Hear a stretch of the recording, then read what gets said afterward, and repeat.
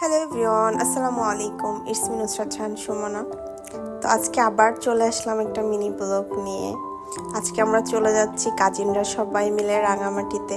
তো সকাল সকাল আমি, আমার বোন, ইভেন কি আমার মামাতো ভাই সবাই মিলে রেডি হয়ে গেলাম। রেডি হয়ে রওনা দিয়ে দিলাম রাঙামাটির উদ্দেশ্যে। তো এখানে গিয়ে আমরা নাস্তা করে নিলাম। কি অপরূপ দৃশ্য, দেখলেই মন জুড়িয়ে যায়।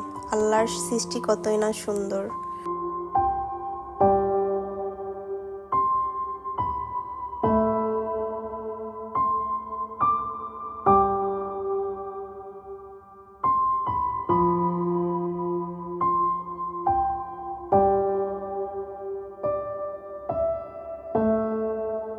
তো অপরূপ দৃশ্য দেখতে দেখতে আমরা চলেই আসলাম।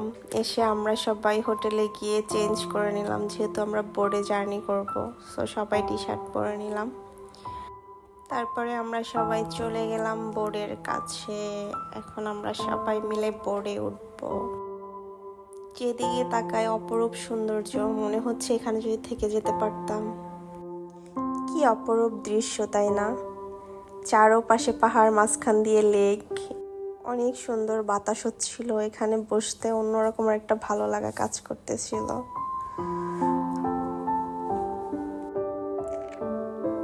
এই যে আমার বোন ঝর্ণায় ভিজে সবগুলা টায়ার্ড হয়ে গেছে, এখন বোর্ডে উঠে সবগুলাই ক্লান্ত।